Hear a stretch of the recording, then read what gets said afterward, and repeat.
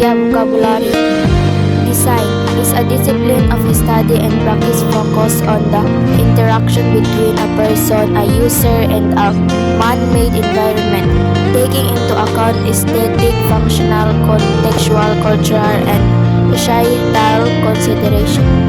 Graphic design is one form of design that visually communicates concepts and ideas to elicit a certain action or influence a particular habit or behavior.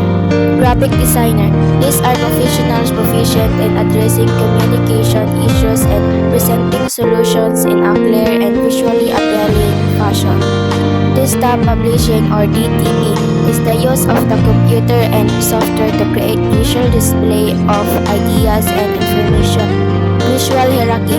Organizing content in a layout can be achieved through variations in scale, density, or color. Graphic design. Combining text and images, graphic design merges textual and visual elements to create meaningful, aesthetically appealing design that communicate clear message to audiences. Creative and technical skills. Color, typography, and layout are carefully selected to enhance readability and emotional impact, ensuring the design resonates with its extended audiences. What makes a good graphic designer? Strong creativity and technical skills. Blending imaginative ideas with mastery or design software is essential for producing compelling visual. Attention to detail and communication. Process execution and clear interaction with clients ensure design solutions meet specific needs. Adaptability and continuous learning. Keeping up with trends and embracing feedback allows growth and relevance in tasks including field. Core elements and graphics design. 1. Dot. 5-point and it's the building block of any visual form. This might seem basic, but what if we added a second or more dots on the same space? We eventually create an abstract shape. 2. Line. It's like a moving dot can be straight or wiggly.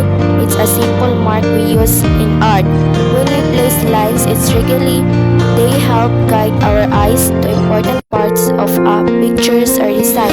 We call this guiding effect leading lines. They basically control how we see the whole artwork. 3. Shape. Also known as place, geometric shapes are angular, while organic forms are irregular outline. Shapes can represent a familiar object such as balls, house, camera, but simple shape can be square, circles, rectangle. 4. Form refers to three-dimensional shapes that possess height, width, and depth, distinguishing them from flat shapes. This element is prevalent in sculptures and physical artwork, where volume and mass are visible. Incorporating form into graphic design can create illusions of depth and realism, enhancing the tactile quality and visuals. Types of form. Geometric as organic. Geometric forms, organic forms, typically made natural and irregular. These forms, organic forms, communicate precision, evoke warmth, spanta, control, and sense of tenity and fluidity, entered with their clean, often seen in lines, and structured nature inspired design shapes. Organic forms, natural and irregular. Organic forms evoke warmth, spontaneity, and fluidity, often seen in natural inspired design. 5. Tone is the lightness or darkness of a color. It is also referred to as value of a color. Tone is one of the most powerful design elements. In any painting, photograph, or design, the area of highest contrast between light and dark will always demand maximum attention. 6. Textures bring feeling to your work. It defines the surfaces of shapes and forms and allows us to imagine a vintage feeling. Our modern feeling, there are two types of texture, image texture and pattern textures. A image texture is generated from a combination of organic or geometric shapes and color. It can be simple or complex and generally appears random to create a particular look and feel. Image textures tend to tantalize the senses and therefore the eye is naturally drawn to image textures. They can be like to the sense of smell and touch. You can't see anything in particular in it that overall. It triggers emotions and sensation of touch. Image textures can be environmental, biological, or man-made. Environmental textures include natural surfaces such as wood grain, sand, and water ripples. Even cosmic elements like stars contribute unique textures inspiring design.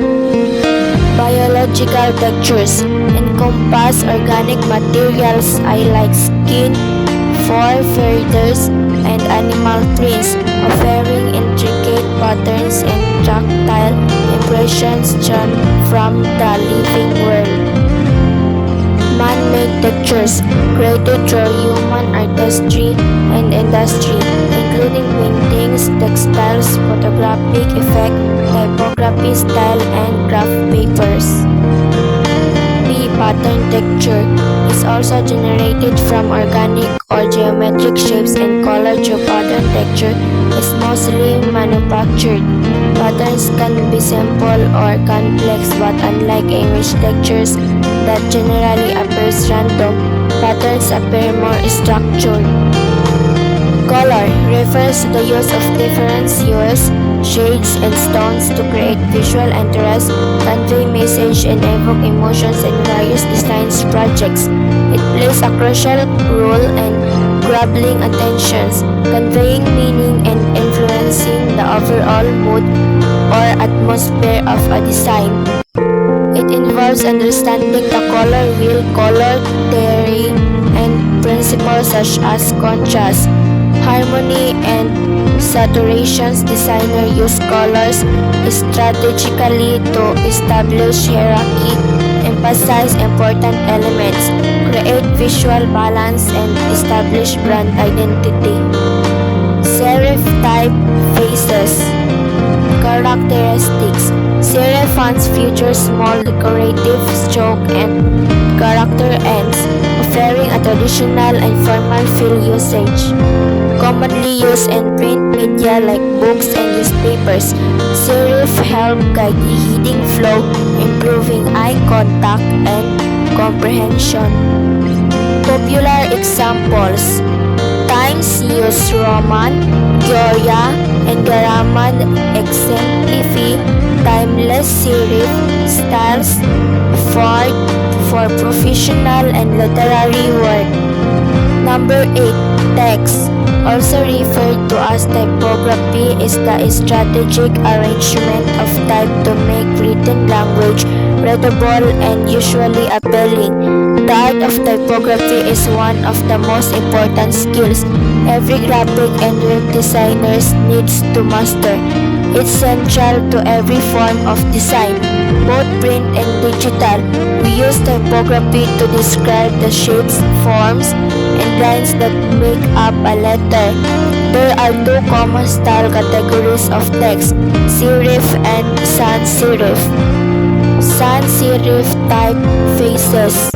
Characteristics: sans serif fonts lack decorative serifs, presenting a clean and contemporary look suited for modern contexts.